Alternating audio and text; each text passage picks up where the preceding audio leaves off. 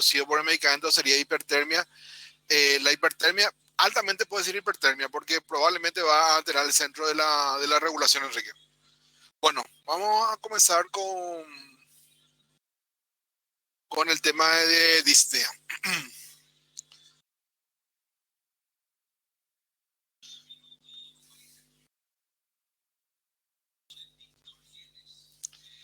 Bueno,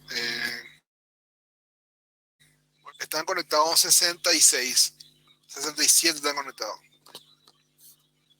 Hay 13 que están ausentes.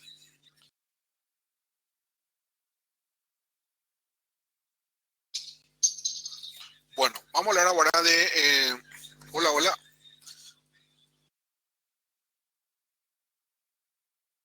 Vamos a hablar ahora de disnea, ¿sí?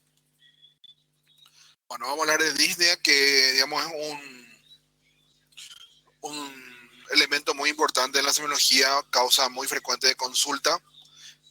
Si voy a volver a grabar, Guillermo, pero me dijeron que 30 minutos más tengo que grabar y la otra clase se grabó 60 y voy a esperar un poquitito más y vamos a comenzar a grabar de vuelta, ¿sí?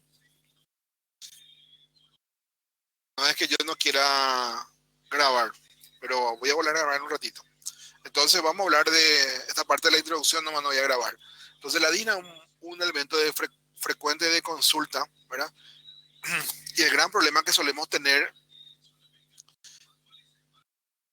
es que, el gran problema que solemos tener es que cuando viene el paciente puede interpretar de manera diferente su falta de aire, o sea, la falta de aire, ¿sí? Y el tema es, ¿cuál es la siguiente pregunta que le voy a hacer? Ese siempre, digamos, el gran problema que tenemos cuando comenzamos en medicina. ¿Qué tal, don Juan? ¿Cómo está? ¿Por qué vino? Y me falta aire, doctor. Sheyuku A, se ahogo, ¿verdad? Son, digamos, disnea, ¿sí? Y después, ¿cuál es la siguiente pregunta?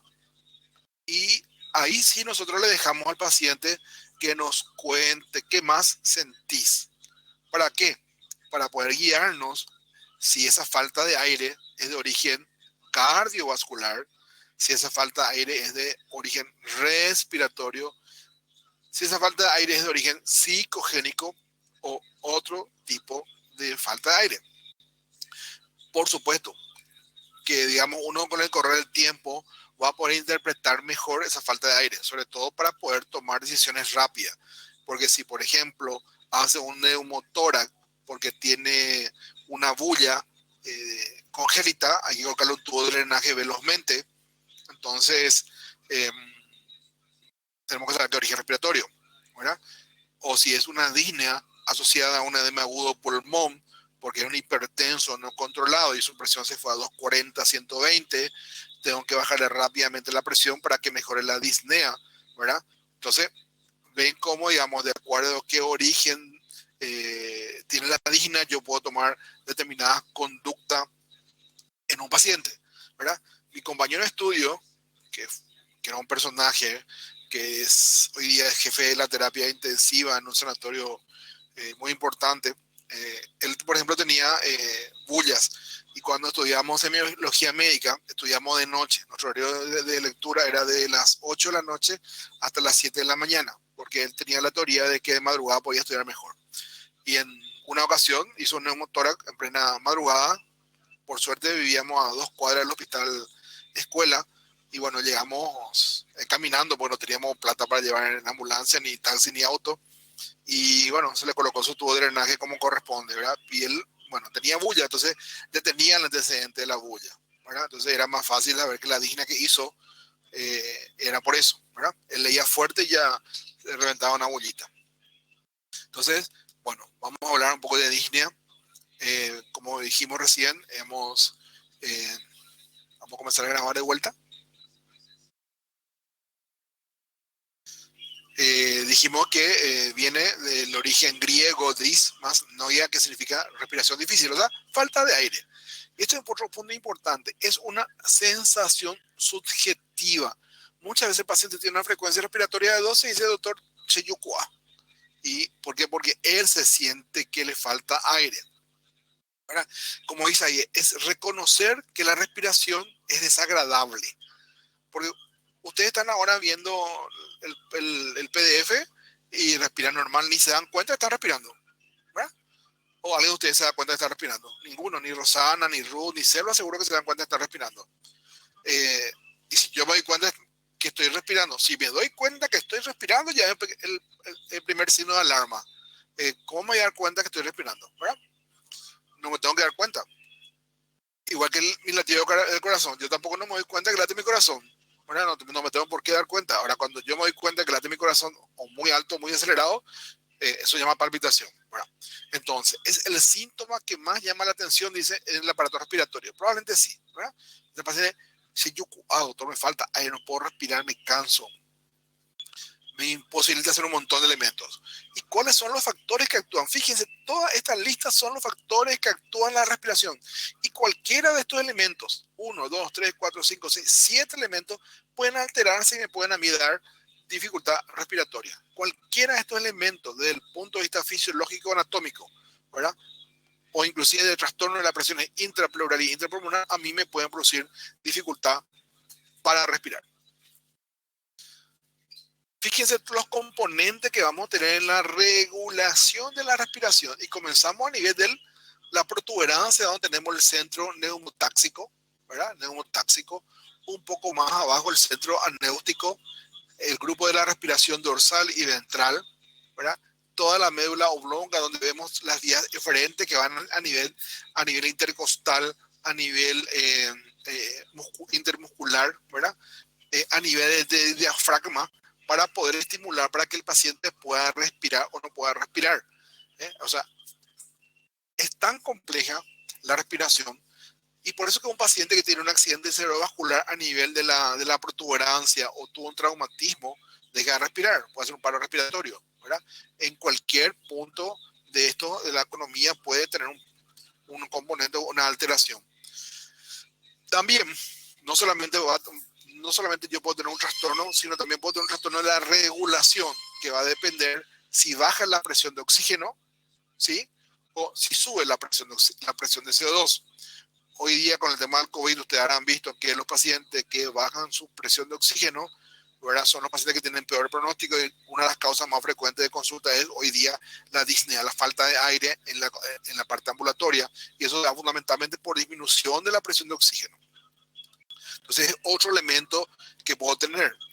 La disnea, entonces, yo puedo tener por una falla respiratoria, ya sea por un problema pulmonar, donde tengo un problema de ventilación, tengo un problema de difusión, o sea, tengo un problema en el intercambio oxígeno-dióxido de carbono, que eso puede ser por diferentes motivos. Puedo tener una obstrucción en el bronquio, puedo tener agua dentro del alveolo, como le llama agua pulmón, puedo tener hemorragia dentro del alveolo, que va a impedir que se produzca una correcta difusión del oxígeno y del dióxido de carbono, y eso me puede llevar a producir disnea. Puedo tener un problema de bombeo, un problema de ventilación, por ejemplo, un neumotórax, un hemotórax, que es un defecto mecánico. Puedo tener una fractura costal, ¿sí? O puedo tener un trastorno del diafragma, puedo tener una rotura diafragmática en un traumatismo de abdomen cerrado que me puede producir falta de aire.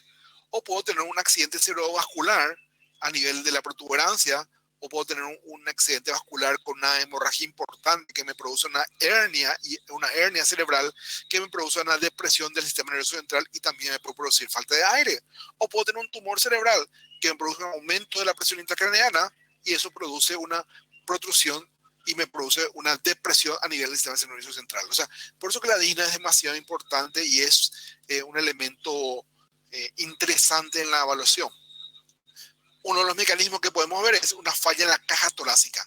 O sea, la caja torácica, acuérdense que va a tener hueso, músculo, ¿verdad? No permite que el pulmón se expanda adecuadamente, o sea, no se insufla adecuadamente y llega a la sensación de falta de aire. Traumatismo, fractura costal. Quiero respirar profundamente y me duele, entonces no puedo respirar. Entonces me lleva comienza a tener falta de aire. Tengo una bulla que se rompió, también. Entonces esto puede ser un mecanismo. Otro mecanismo, un segundito.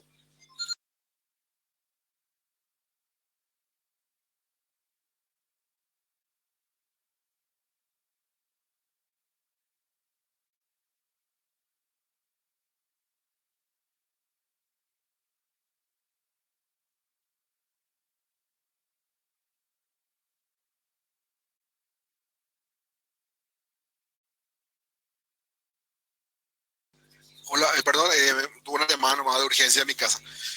Bueno, entonces, puedo tener un segundo mecanismo, ¿verdad? Entonces, acá, por ejemplo, ¿qué va a pasar? Vamos a tener estímulos, ya sea estos van a actuar a nivel de las neuronas aferentes, van a estimular la corteza cerebral y ahí van a haber una alteración, digamos, de los quimiorreceptores.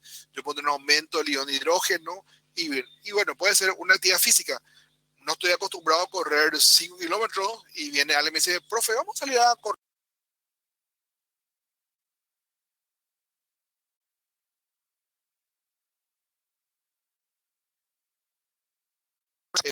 Y por supuesto, hay ya una alteración de la oxigenación.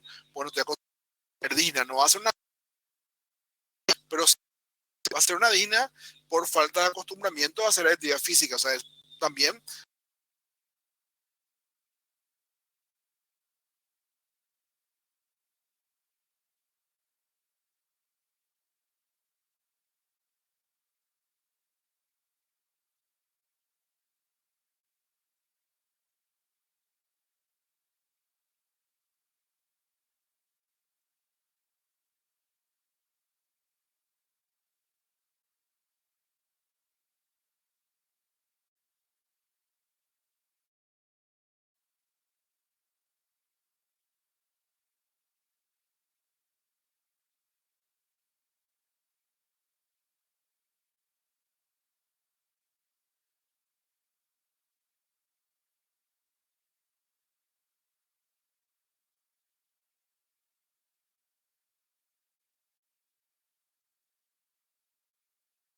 ahora se escucha de vuelta. Me dicen, por favor.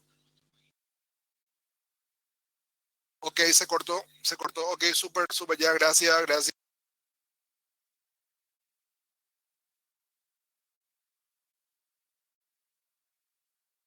Ya, ya, ya, ya. Bueno, el segundo bueno, ya escuché que va a depender mucho, digamos, de la idea del estímulo que tengo y eso, digamos, va a llegar hasta incluso hasta la corteza o puedo tener una relación entre la corteza y los propios receptores pulmonares. En ese caso, por ejemplo, si alguien no está acostumbrado a hacer actividad física y hace actividad física, lógico, vamos a tener un cambio en la ventilación y el esfuerzo hace que yo tenga disnea, ¿verdad? Entonces, eso es un mecanismo bastante frecuente y habitualmente no es patológico, sino es una falta de nada más que de acostumbramiento. El tercer mecanismo sí está en relación fundamentalmente a las alteraciones que yo voy a tener con la presión de oxígeno y la presión de CO2. Habitualmente la PO2 tiene que estar por encima de 90, 90, 95, la CO2 en 40, y yo puedo tener variaciones que pueden ser por trastorno de la difusión del gas, por trastorno del transporte celular, ¿verdad? Y eso al final de cuentas va a producir fallo en las variaciones de las presiones pulmonares. Yo voy a tener una actividad mecánica compensatoria. Voy a tratar de qué cosa. Vamos a suponer que yo sea un paciente EPOC. Entonces, ¿qué pasa? Acumulo más CO2. Entonces, yo tengo que tratar de eliminar la CO2. ¿Qué voy a hacer? Voy a comenzar a tener una activación mecánica compensatoria. Voy a aumentar mi frecuencia respiratoria para poder compensar y al final voy a tener disnea. ¿Sí? O de repente inhalo un gas tóxico, ¿verdad? O me voy a una manifestación y si fuera marito, ¿verdad? Inhalo ese gas, retengo CO2 o retengo ese gas, yo voy a intentar, digamos, de eliminar ese gas aumentando la frecuencia respiratoria y eso va a hacer que yo pueda sentir mi frecuencia respiratoria y se va a convertir también en disnea. Ese es otro mecanismo importante que está relacionado a los gases. O directamente tengo, por ejemplo, un trastorno a la difusión de gases porque tengo una fibrosis pulmonar, una enfermedad pulmonar intersticial, una fibrosis pulmonar, o inclusive tengo un edema agudo de pulmón. Entonces, no va a haber una correcta difusión de los gases y también voy a aumentar la frecuencia respiratoria para compensar y también va a tener disnea. Muchos de los mecanismos de la disnea actual, digamos, no son tan puros. Pueden ser, digamos, de los dos tipos. Ahora bien, ¿cuáles son los tipos de disnea? Algunas ya adelante. Eh, Aún adelante. Vamos a hacer un popurrí primero, después vamos a reclasificar, ¿sí? La disnea de esfuerzo, esto es muy importante. Cuando yo tengo un paciente que tiene disnea de esfuerzo, prácticamente es patognomónico de insuficiencia cardíaca, ¿eh? Casi patognomónico. Un paciente que dice, doctor, yo antes me subía a la escalera de mi casa un piso sin problema, pero en los últimos 6 meses no subí de peso, pero ahora, doctor, no me puedo subir a la escalera, me falta aire. O eso es patognomónico, casi que el paciente está desarrollando una insuficiencia cardíaca. A su vez, esa falta de aire del paciente puede ser leve, moderado, severo, pero eso es muy subjetivo, porque va a depender si el paciente estaba acostumbrado a hacer actividad física o si el paciente no estaba acostumbrado a hacer actividad física. Entonces, como dice ahí, depende de la sensibilidad individual de cada uno de nosotros. Ahora bien, podemos tener lo que se llama, acá tenemos por qué se produce la disnea de esfuerzo. Hay una disfunción del ventrículo izquierdo habitualmente, lo que indica insuficiencia cardíaca, aumento de la presión hidrostática, el líquido pasa al espacio intersticial y comienza a tener alteración de la sensibilidad respiratoria, alteraciones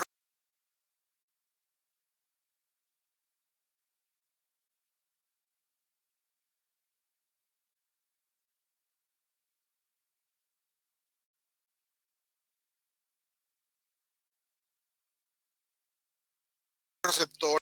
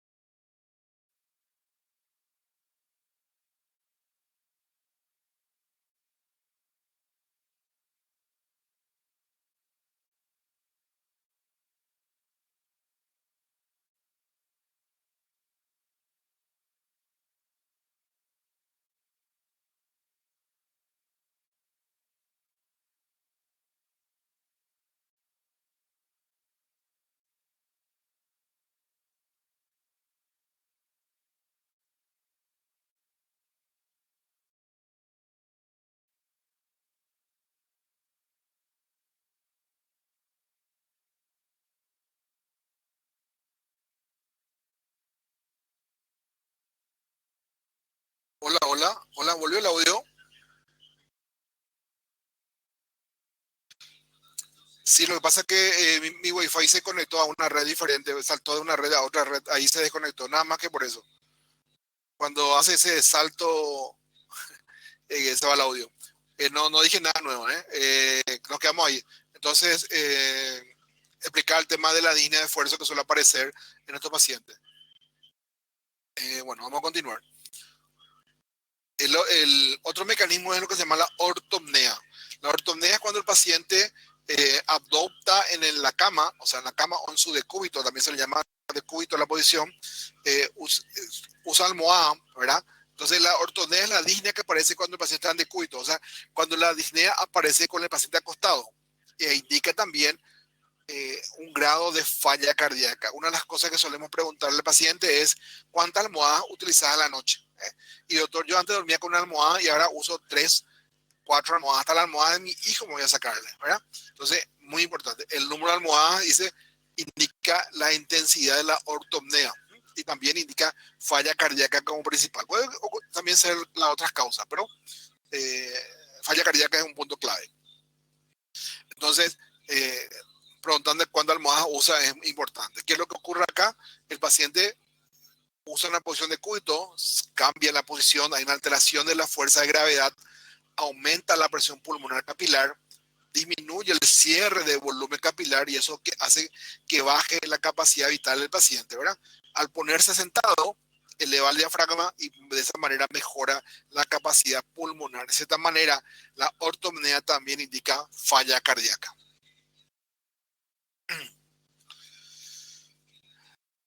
La disnea paroxística nocturna es lo que a veces van a escuchar como asma cardíaca. Disnea, falta de aire, paroxística, que aparece más brusca, y nocturna, que aparece fundamentalmente a la noche.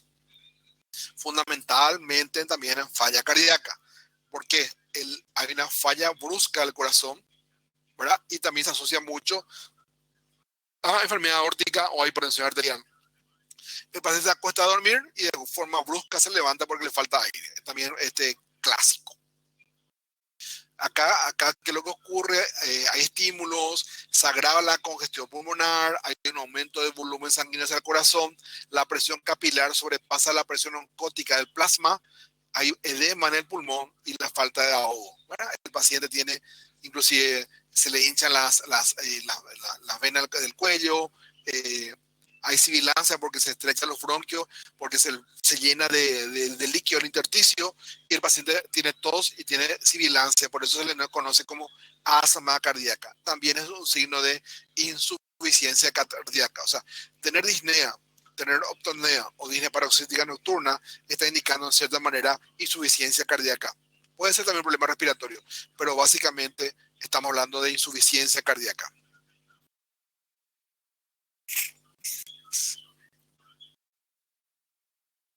Eh, no, toda disnea no indica falla cardíaca. No toda disnea indica falla cardíaca, pero cuando yo tengo lo que dije, una disnea de esfuerzo, un paciente de ortopnea o un paciente que hace disnea paroxística nocturna, que son tres tipos de disnea, me hacen pensar de que estoy ante una presencia de una insuficiencia cardíaca. Y la insuficiencia cardíaca es demasiado importante. Ustedes saben que la insuficiencia cardíaca en 2 años mata más que el cáncer. No, ¿verdad? Y todo el mundo anda con sus lazos de todos los colores por el cáncer. Y cuando alguien tiene cáncer, se arma un cambio en la familia. Pero cuando dicen, tengo insuficiencia cardíaca, nadie se asusta. La insuficiencia cardíaca mata más en 2 años que el cáncer. Es terrible, ¿eh? Bueno, también puedo tener, por supuesto, una causa de disnea paroxística nocturna, la bronquitis crónica, que me va a producir a mí disnea y chillido de pecho, el asma también, que me puede producir un asma a la noche y no ser exactamente falla cardíaca. O sea, es una causa también de disnea paroxística nocturna. La platimnea, ¿verdad? La platimnea, que es la, digamos, que es también un tipo de disnea en posición vertical, el paciente está parado, ¿verdad? Hay una falla en el sostén diafragmático de los músculos y que puede ocurrir por eso. O sea, el músculo no se mueve, cae el músculo por un problema, una miopatía, o hay un foramen oval permeable que produce una caída del oxígeno en posición erecta, ¿verdad? En posición erecta el paciente puede tener. Esto es raro, pero está también descrito, entonces por eso les comento. Pero en la práctica médica prácticamente no lo vemos. Esto sí, la trepomnea. La trepomnea acá ven un paciente que está acostado sobre el decúbito lateral derecho. O sea, ¿qué es lo que hace? Cuando hay un derrame importante, derrame en el pleural importante o atelectasia, es decir, colapsa el pulmón, ¿verdad? El paciente se coloca de costado, ¿verdad? Porque si se acuesta del lado sano, va a empeorar la disnea. O sea, si él tiene un derrame pleural izquierdo y se acuesta a la derecha, le falta aire. A eso se le llama trepomnea. Entonces el paciente, ¿qué es lo que hace? Se acuesta sobre el pulmón enfermo para que el pulmón sano pueda quedar acá en la parte de arriba y respirar mejor. Es como si fuera que un solo pulmón está funcionando. Entonces, si el paciente tiene derrame pleural izquierdo y la cama se acuesta hacia la derecha, le va a faltar aire, porque el lado derecho no se puede mover. Entonces, ¿qué hace el paciente? Se acuesta sobre el pulmón del lado enfermo para que el pulmón del lado sano se pueda mover más fácilmente.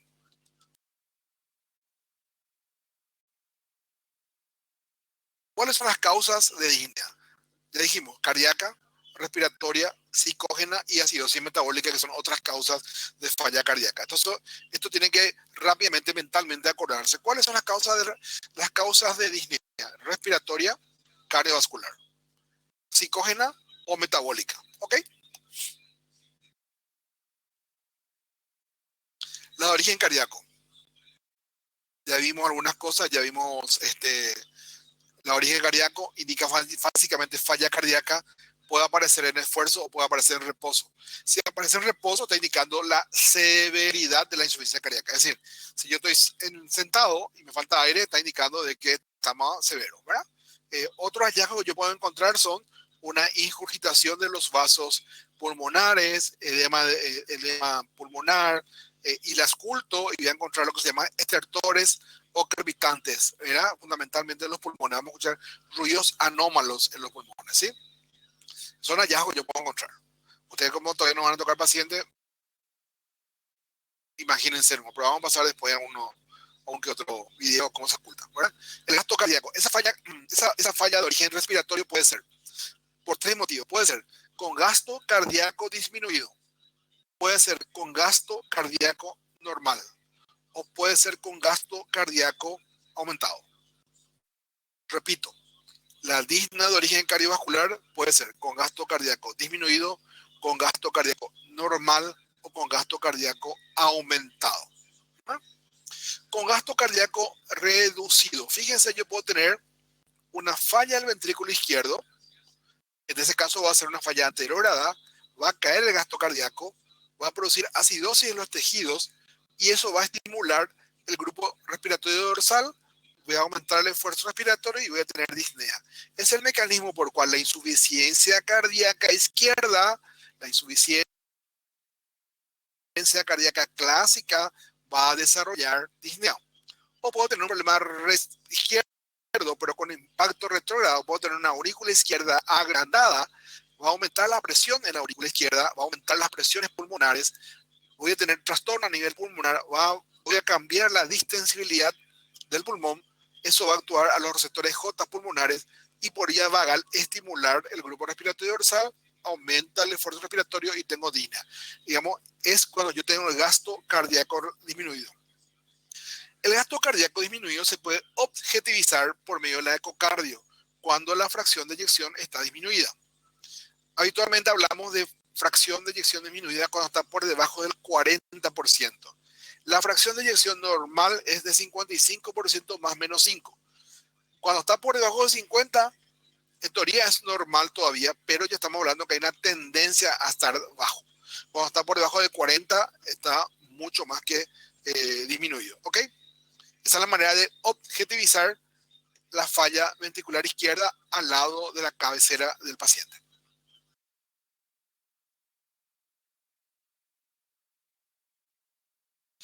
Con gasto cardíaco normal. Por ejemplo, el doctor Castillo, que es obeso, que es sedentario en los últimos tiempos, ¿verdad? Me voy a jugar fútbol con los muchachos, voy a jugar fútbol. Hago ejercicio que no estaba acostumbrado a hacer y ahí van a tener mi capacidad cardíaca para poder mantener volumen sistólico. Si tengo un corazón normal, es capaz no tenga falta de aire porque mi corazón está bien y puedo tener una memoria muscular y hacer que yo no tenga falta de aire. Pero puedo tener una capacidad muscular disminuida porque no estoy acostumbrado a jugar 90 minutos de fútbol, entonces comienzo a usar mayor cantidad de oxígeno, ¿verdad? Se retrasan los procesos anaeróbicos, hay acidosis metabólica y finalmente aumento el esfuerzo respiratorio y tengo disnea. Con gasto cardíaco normal, es decir, mi fracción de eyección está en 55, ¿verdad? O directamente soy obeso sedentario, hay un problema de una bomba pulmonar. ¿Qué pasa? Levanto la presión intraabdominal importante, me levanta el diafragma y me produce lo mismo. Hay un trastorno de bomba pulmonar, en ese caso un problema mecánico, más que un problema de acidosis metabólica o un problema de trastorno, es lo que hay un problema mecánico. La obesidad central hace de que aumente la presión intraabdominal y eso hace de que disminuya el volumen pulmonar y me produce disnea. Puedo también con una disfunción diastólica, por ejemplo, paciente hipertenso. Un paciente hipertenso, por ejemplo, que tiene una disfunción diastólica, tiene un corazón rígido, ¿verdad? Acá está un ventrículo rígido, va a aumentar la presión de diástole del ventrículo, aumenta la presión pulmonar capilar, aumenta el esfuerzo respiratorio y va a tener disnea. Es decir, un paciente hipertenso de 160 a 100 de presión arterial puede tener disnea. Sí, puede tener disnea por la hipertensión arterial severa que hizo que las paredes de ventrículos estén hipertrofiadas sin que aún caiga la fracción de eyección. ¿Sí? Entonces, por eso no siempre estamos hablando de una disfunción diastólica en este caso.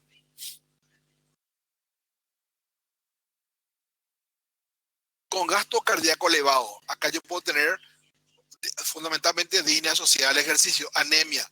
Esto es muy frecuente a veces en las mujeres de 40, 50 años que están en el periodo perimenopausia, tienen trastornos a veces de la menstruación, a veces sangran mucho, a veces anemizan inclusive por la pérdida de sangre o tienen un mioma y van a hacer actividad física y no se dan cuenta hasta que la cuando llegó la hemoglobina 10, tolera. Pero cuando llega la hemoglobina 8, esa anemia hace que baje el transporte de oxígeno, por lógico. Tengo, en vez de tener 10 eritrocitos llevando oxígeno, tengo ahora 2 eritrocitos llevando oxígeno, ¿verdad? Actúa sobre los quimiorreceptores carotídeos y hay un aumento respiratorio y me hace tener disnea. O tengo un shunt, ¿verdad? Un shunt cardiovascular que va a producir un aumento de las presiones pulmonares, ¿verdad? Y también voy a tener un aumento de la fuerza respiratoria y disnea. Lo que más uno ve en la práctica es esto. Esto se ve en gente que hace anemia y asociada a actividad física, ¿verdad? O de repente hacen mucha actividad física, se convierten en veganos, dejan de comer carne, no toman la suficiente cantidad de elementos, de suplemento de hierro y comienzan a anemizar y al cabo de 2 o 3 años, en vez de tener 12 hemoglobinas, vienen llegando a la consulta con 7.58 por disnea. Y uno le revisa, lo que encuentra es una anemia. Mejorar la anemia es mejorar la disnea, ¿sí? En la práctica ya he visto gente que lo han tratado como si fuera una insuficiencia cardíaca y lógico que no mejora porque le dan medicamento para la insuficiencia cardíaca y no va a mejorar porque el problema no es la insuficiencia cardíaca, el problema es la anemia, ¿verdad? Y a su vez la anemia, si yo no corrijo, puede llevar a falla cardíaca.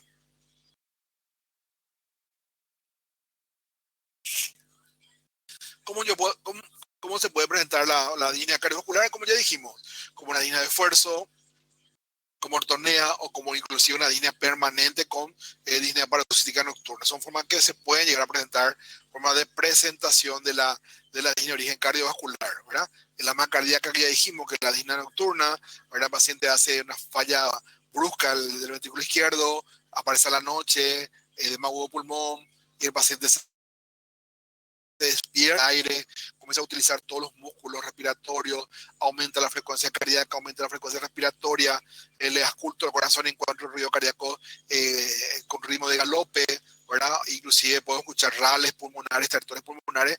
Entonces es una mezcla de asma con falla cardíaca, es muy severa, muy angustiante para el paciente. Son maneras que se puede presentar, ¿verdad? También a veces suele ocurrir lo que se llama la respiración del chain stock, ¿verdad? Que suele ocurrir en personas mayores de 40 o 50 años y de cierta manera indican falla cardíaca izquierda por una cardiopatía hipertensiva o una cardiopatía isquémica. Entonces el paciente aumenta la frecuencia respiratoria, lo va bajando, deja de respirar y después vuelve a aumentar la frecuencia respiratoria. ¿Verdad? Ojo, acá uno puede, si ve acá, puede pensar que está en un paro respiratorio, pero esto se ve. También se ve muy frecuente este tipo de respiración en pacientes con ACV. Esto. La disnea psicógena aparece como una neurosis de ansiedad en gente joven, sin ninguna enfermedad de base, ¿verdad? Trastorno de la ansiedad frecuentemente y puede aparecer en reposo o actividad física desproporcionada. O sea, salió a andar en bicicleta y viene con disnea. Claro, salió a andar en bicicleta, le vio al novio o con otra y viene con una disnea terrible, ¿verdad? Clásico, trastorno de la ansiedad. Va a rendir un examen final también, ¿verdad? O no se quiere, se está por recibir de médica o médico y no se quiere recibir, ¿verdad? La frecuencia respiratoria alta, y suspira frecuentemente. Suspiros, ¿verdad? Inspiraciones profundas seguida de una aspiración rápida, persistente, hiperventila al paciente, le puede producir alcalosis secundaria y eso hace que el paciente tenga dolor de pecho, que tenga inclusive contracturas musculares y por supuesto confusión mental. Hiperventila. Cualquiera de ustedes que haga una guardia de urgencia en cualquier lugar, domingo a las 5 de la tarde, chica de 21 22 años, sin patología de base, que viene desesperada por falta de aire y atrás viene toda la familia, se acuesta en la camilla, cierra los ojos, le parpadea los párpados, los párpados, se mueve como algo, la mano se le contrae, eso es lo más seguro que sea un origen psicogénico. Ojo, puede ser otra causa, pero piensen también en la disnea de origen psicogénico. La origen respiratoria. Podemos tener, de acuerdo a cualquiera de estos lugares, una obstrucción en las vías respiratorias, una enfermedad difusa en el intersticio, una trombosis, alteraciones a nivel cerebral, alteraciones del cambio gaseoso, inclusive en la bomba. O sea, la respiratoria puede ocurrir en cualquier punto de la economía, se puede desarrollar, ¿verdad? Nosotros, por ejemplo, podemos tener obstructivas, vías altas, ¿verdad? el paciente va a tener falta de aire, va a predominar que va a ser de origen inspiratorio, o sea, le va a costar meter el aire y puede tener un ruido como un cornaje, como si fuera que está soplando un pito. ¿Verdad? Agudo, cuerpo extraño, angioedema de glotis por uso de IECA, por ejemplo, o un tóxico. Crónica, un tumor o algo que estrecha las vías aéreas de origen alto. ¿Verdad? Y de origen bajo, ¿verdad? Que sería disnea dominio fundamentalmente expiratorio. Entra el aire, pero le cuesta salir, se acompaña de tos, de chillido de pecho, ¿verdad? Asma o un EPOC, ¿verdad? Son obstrucciones de vías, disnea por obstrucción. Podemos también tener, digamos, por problemas de infiltración pulmonar, ¿verdad? Alteración de la ventilación y la perfusión, es decir, alteración en la ventilación, en la llegada de oxígeno y en la llegada de sangre. En la alteración por una fibrosis, por ejemplo, el paciente va a desarrollar hipoxia, vasoconstricción arteriolar y va a producir hipertensión pulmonar y va a producir, por supuesto, falta de aire. Cualquiera de los que están acá puede ser causante de todo esto. Alteración de la ventilación, perfusión. El tabaco, por supuesto, también por lesiones a nivel del alveolo, va a producir fundamentalmente, puede ser una causa. Por alteración del centro respiratorio, ¿verdad? Se puede afectar el centro respiratorio, un accidente cerebrovascular, un proceso expansivo, una intoxicación por gases, pueden alterar el centro respiratorio como causa, digamos, para desarrollar disnea. Alteración en cualquier punto de la vía. También, también un tipo de disnea que es en la primera fase del embarazo o el consumo de aspirina, ¿verdad? Otra causa cuando hay una estimulación del centro respiratorio, aumenta la frecuencia respiratoria, aumenta la profundidad de cada respiración, ¿verdad? Hay un aumento de la conducta nerviosa asociada comúnmente a la primera parte del embarazo o el uso de aspirina. Se ve, esto se ve bastante frecuente, sobre todo lo que hacen en ginecología. Anomalías de la bomba ventilatoria, varias causas ahí, innumerables causas, ¿verdad? En el cual yo voy a tener una alteración de la bomba, puede ser por parálisis de un nervio periférico, una miopatía a nivel de la masa muscular, un trastorno del soporte, un problema de la columna vertebral, una fractura costal, derrame pleural o inclusive desviación de la vía aérea porque puedo tener un tumor en la tráquea o puedo tener una estenosis aórtica muy severa que comprime mi tráquea y entonces voy a tener el trastorno de la bomba ventilatoria y también, por supuesto, voy a tener disnea. Donde digamos varios elementos. El intercambio gaseoso, ya dijimos, como causa de disnea de origen respiratorio, donde vamos a tener una alteración de la perfusión de la ventilación.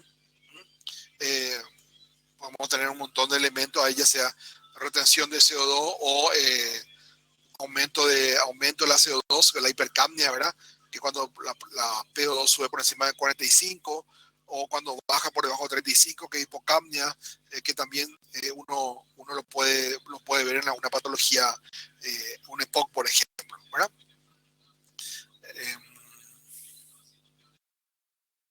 Vamos a mirar otro elemento.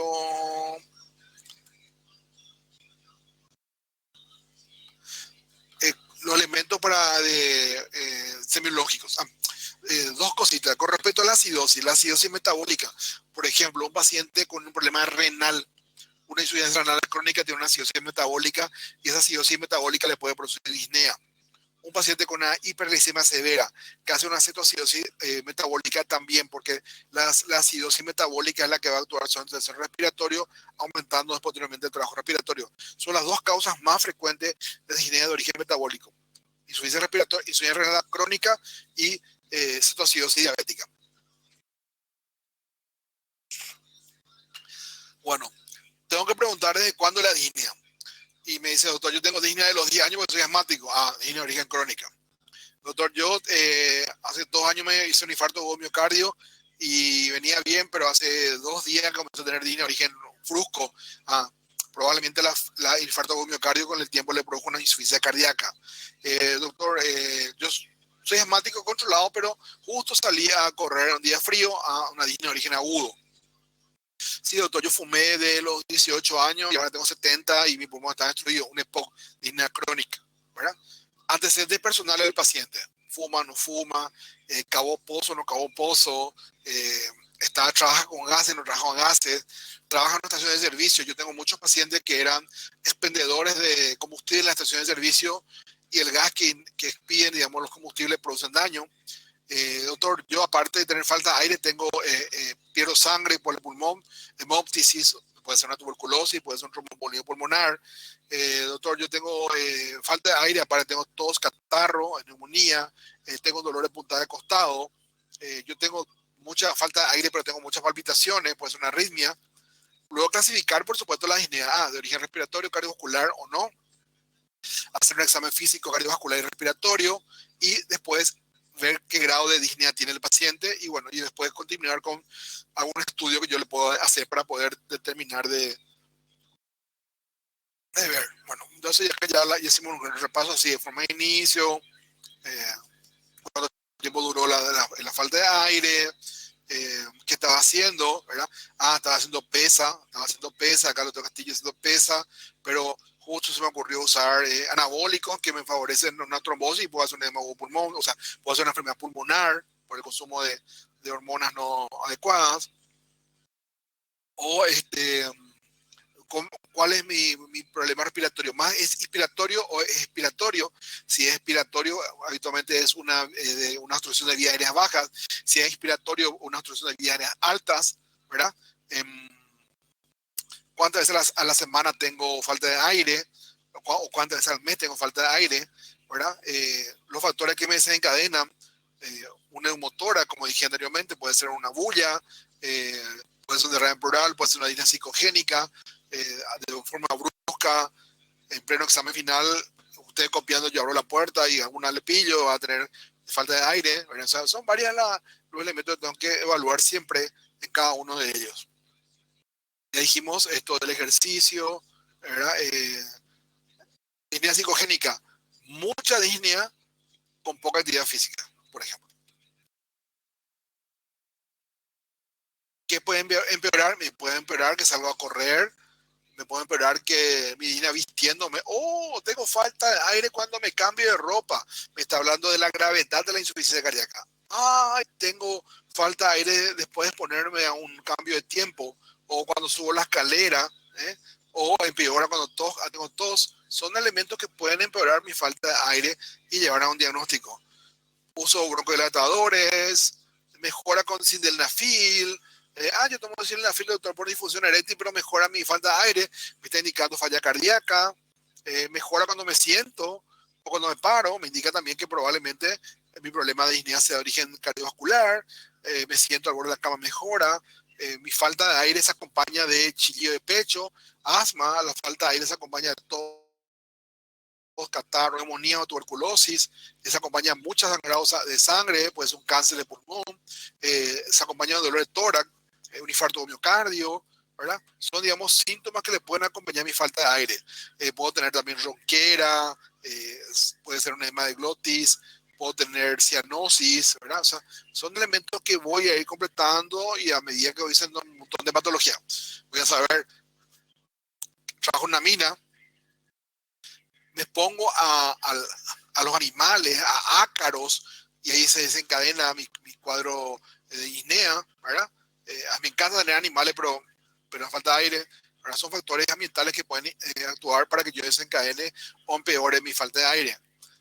Preguntarle siempre, ¿alguna vez se hizo una radiografía? ¿Verdad? Yo me acuerdo cuando la primera radiografía que me hice fue cuando me fue a estudiar fuera del país y era obligatorio hacerse una placa para poder salir de Paraguay y una placa llegar al país donde uno se va, ¿verdad? ¿Para qué? Para evaluar si no había tuberculosis sobre todo, ¿verdad? Entonces, o padece alguno de estos elementos.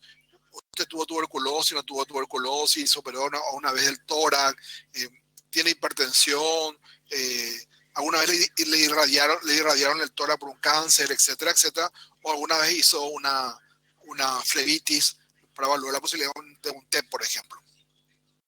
El examen físico, por supuesto, del paciente va a ser muy importante, ¿verdad? Ver el paciente, mirarle al paciente, ver cómo está la columna, cómo se para, ver cómo están los músculos que utilizan, ver la posición. Esto vamos a ir desarrollando después. Cómo está el paciente, si se apoya sobre la mesa en el consultorio o no, cómo está la caja torácica, si está bombada, no está bombada, si tiene alguna deformidad de esa caja. Cuando yo le veo al paciente, yo le puedo palpar y sentir ruiditos. Ustedes ven esas cajas de, no sé, de Champion y compañía que suelen hacer venir con la burbujita esa blanca que le rodea, que uno cuando el chico rompe, ¿verdad? Eso parece como que da gusto romper, ¿verdad? Hace un ruidito. Eso es como si fuera que crepita. Entonces, eso se puede ver, por ejemplo, en un neumotórax traumático, o también se puede llegar a ver en un neumotórax no traumático, porque entre la entrada de aire entró no solamente en la pleura, sino que se expandió al tejido celular subcutáneo. Entonces, eso se puede llegar a palpar. Entonces, eso está indicando que el paciente tiene un neumotórax muy severo, por ejemplo. También nosotros perdón, podemos ocultar y encontrar unos soplos en el pulmón, rales en los pulmones, chillido en el pulmón, etcétera, que vamos a ir desarrollando posteriormente. La ocultación, ¿verdad? Entonces, inclusive acá podemos matilles cuando uno percute, ¿verdad? La percusión, puedo escuchar que te mate, eso indica derrame. Puedo ver estos dedos, un palillo de tambor que me está indicando que es algo crónico. Puedo ver estos dedos azules que hablan de cianosis. Puedo ver edema en la pierna que indica insuficiencia cardíaca. Fíjense, los dedos, un palillo de tambor y la uña en vidrio de reloj. Esto es clásico de patologías tanto pulmonares o respiratorias crónicas. Eso se llaman acropatías. Yo puedo clasificar la disnea y sí, puedo hacer una escala análoga visual, sin ahogo, con ahogo, ¿verdad? Entonces yo le digo al paciente, bueno, me dice usted, por ejemplo, cuál es su falta de aire hoy. Y ahora me puede decir, ok, listo. Le trato y después viene a la consulta y me dice, ahora estoy en tal lado. Él me marca, el paciente me puede marcar con un lápiz o un virome, cómo él se siente hoy. Hoy me siento acá, doctor. Y después de darle broncodilatadores, después de una hora, me siento acá, doctor. Esta es la escala análoga visual. Después tenemos la escala de Borg, que dice 0 es nada y 10 es máximo, ¿verdad? O la que más se usa en los estudios de investigación es la escala de Council Medical Research modificada. CMR, M minúscula, van a encontrarle cuando lean. Y dice 0, ningún problema de ahogo, excepto durante ejercicios activos, y 4, ahogo al salir de la casa o cuando se viste o desviste, ¿verdad? 4, ¿verdad? Entonces, esto es de 0 a 4. Es, digamos, escalas para evaluar la falta de aire. Acá tenemos un índice de disnea también, que es otra manera de evaluar también la disnea. Uno utiliza el que más está acostumbrado. Y luego hacer un plan diagnóstico. ¿Qué análisis de sangre le voy a hacer? Le voy a hacer estudios como electrocardiograma, ecocardio, le voy a hacer una radiografía de tórax, le voy a hacer una prueba de ejercicio o inclusive en algunos casos una tomografía de alta resolución o una resonancia de acuerdo a cómo yo voy evaluando. Le puedo hacer ver la saturación que hoy día todo el mundo utiliza, ¿verdad? Yo les quiero contar que cuando yo era residente, un saturómetro salía $1.500. $1.500 salió un saturómetro. Hoy un saturómetro sale 150.000 guaraníes, ¿verdad? Pero fíjense, cuando yo comenzaba la residencia, $1.500 un saturómetro. O sea, imaginen si había COVID y ese saturómetro salía tan así de caro. Era imposible que nosotros podamos tener un paciente en ambulatorio. Hacer una placa de tórax. Esto vamos a ir repasando después. Pues un burrí nada más. Que son elementos que me van a ayudar a confirmar lo que yo estaba pensando, ¿verdad? Si hay una neumonía, si hay un neumotórax, la ecocardio para ver la funcionalidad del corazón, la espirometría para ver la capacidad ventilatoria. Un espirómetro es como si fuera un electrocardiograma hoy día para un cardiólogo. Es muy importante. Nosotros vemos mucho, yo hago mucho la parte de obesidad, ¿verdad? Y hacemos a todos nuestros pacientes que entran en el programa de obesidad, hacemos pirometría, por ejemplo, y vemos muchísimos pacientes que tienen problemas obstructivos y también restrictivos, y vemos muchísimos pacientes con síndrome de apnea del sueño. Entonces, siempre evaluar eso. Una ergometría también importante, la ergometría importante muchas veces para evaluar todos estos pacientes. Entonces, en general, con esto nosotros podemos dar disnea, y después vamos a ir viendo cuando demos insuficiencia cardíaca, por supuesto, vamos a volver a hablar de disnea. Cuando demos neumonía, vamos a volver a hablar de disnea. cuando después veamos los hallazgos semiológicos, vamos a ir viendo qué son los rales pulmonares, qué son las sibilancias, etcétera, etcétera, etcétera. Bueno, ¿alguna pregunta? Yo voy a alzar, aparte de la clase, voy a alzar después los PDF y el link correspondiente en la zona que vamos a levantar los materiales.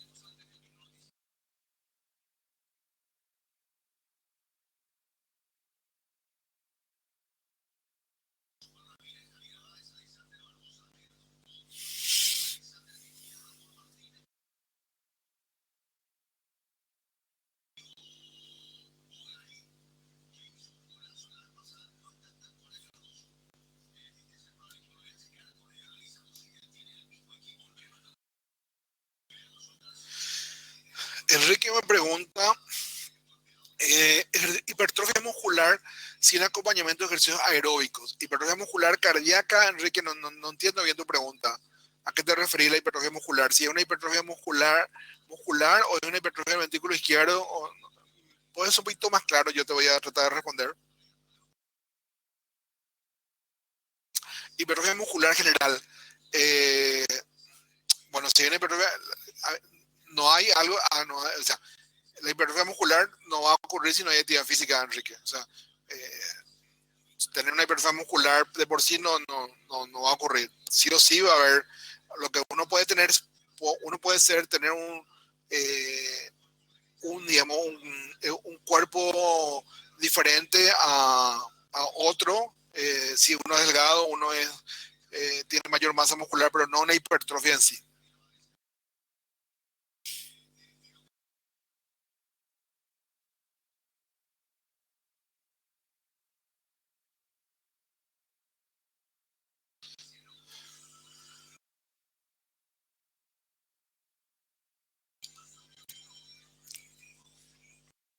Bueno, si no hay más preguntas, bueno, la charla de hoy damos por finalizada. Eh, ya el viernes van a estar en contacto con sus instructores. Yo entre esta tarde y mañana le voy a estar pasando tanto a Rosana como a Marlon en los grupos.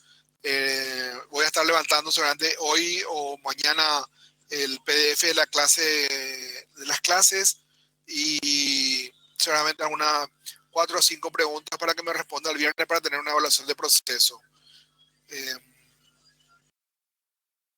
y bueno, eh, vamos a ir subsanando todo este problema. Si ya ni comenté hoy, bueno, hoy se cortó la clase creo, en 2 ocasiones, pero fue porque mi internet se cambió, pasó de una línea a la otra y la otra un desastre realmente. Bueno, espero que me disculpen.